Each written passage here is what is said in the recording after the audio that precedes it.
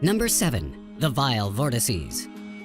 Ivan Terence Sanderson was a Scottish biologist who first coined the term vile vortex to describe areas of unusual phenomena found around the world. He claimed there were 12 such areas, and barring the few on land in Asia, Africa, and Antarctica, most of these areas can be found out at sea, with the most famous being the Bermuda Triangle. Others include the South Atlantic anomaly, the Devil's Sea, and several parts of the Pacific, each responsible for the random disappearance of many ships and sea vessels.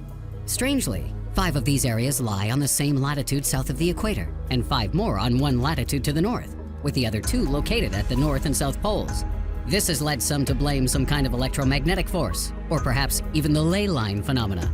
But whether you believe there's a scientific explanation for these vortices, or you think it's all a bunch of pseudoscience made up to sell a few books, you can't deny that if you saw your plane's flight path heading through one of these zones, you might order up a few double whiskeys just to calm your nerves.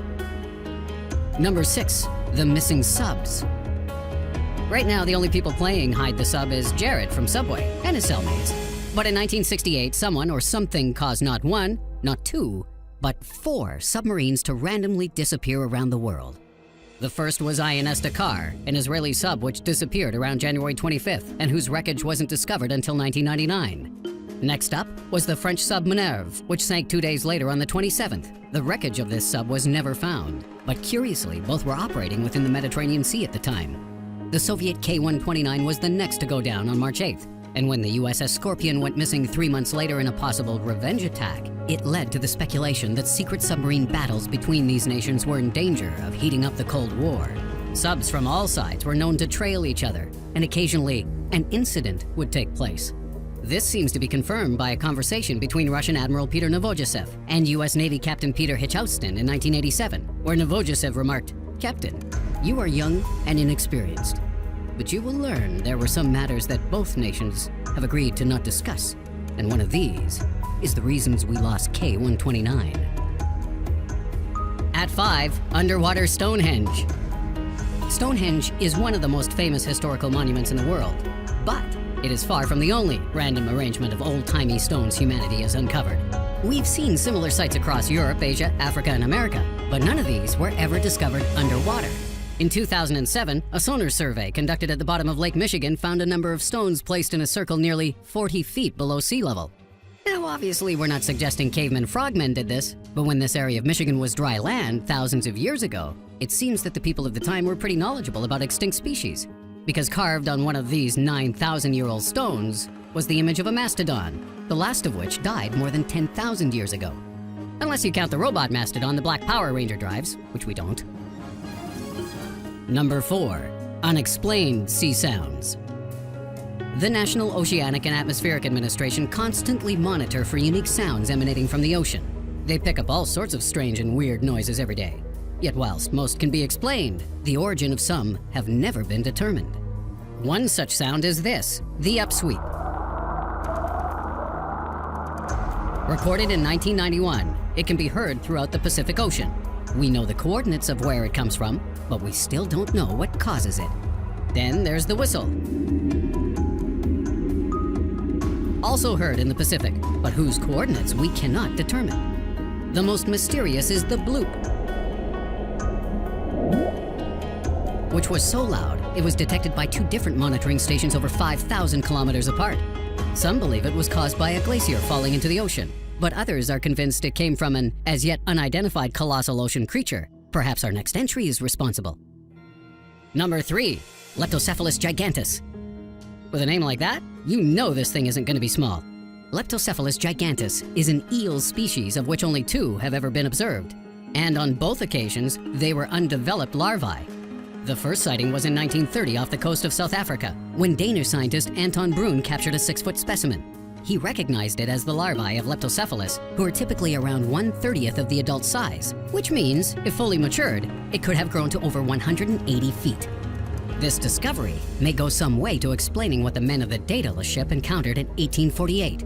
Whilst also traversing the waters around South Africa, the crew reported seeing a huge lizard-like sea serpent, an incident which followed a similar sighting off the coast of England 30 years earlier.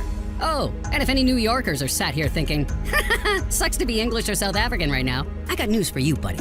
The second confirmed sighting was just off the coast of New York in 1963. And the researcher who saw it, Dr. Lionel Walford, described it as a transparent sea monster. It looked so much like jelly. I could see no bones and no eyes, nose, or mouth. But there it was, undulating along, looking as if it almost was made of fluid glass. That doesn't sound like something you want to meet while wearing a pair of Speedos, but trust me, it's got nothing on the creatures in our next entry. Number 2, the giant everything.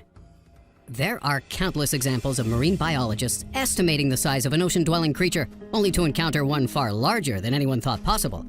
One such event occurred in Japan's Suruga Bay, where Japanese scientists detected a huge 30-foot shark, leading some to wonder whether the prehistoric megalodon, which measured up to 59 feet, could still be lurking somewhere at the bottom of the ocean today.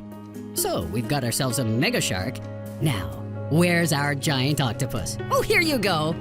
This colossal squid, captured in 2007, measured 13 feet and weighed nearly half a ton.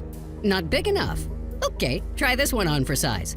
In July 2012, whilst submerged at a depth of over 2,000 feet, 3 Japanese scientists filmed this 26-foot monster, which also had 2 tentacles missing. What kind of creature messes with a 26-foot squid? Probably a 40-foot squid, like the one Russian sailors tried to capture in 2015.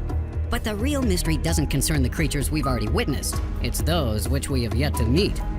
By examining the beaks of digested squid found inside sperm whales, and also measuring the sucker scars on whales which have been attacked, it is estimated that the largest colossal squid out there could be anything up to 70 feet in length. Number 1, Lake Baikal. Southern Siberia's Lake Baikal is the largest freshwater lake in the world. And not only is it incredibly ancient, clocking in at 25 to 30 million years old, but the lake and surrounding area also contains a rich biodiversity of over 1,000 plant species and 2,500 animal species, of which 80% exist nowhere else in the world. Furthermore, in Russian folklore, Baikal is known as a mysterious site of many strange occurrences, including disappearing boats, random flashing lights in the sky, and unexplained lights from the deep.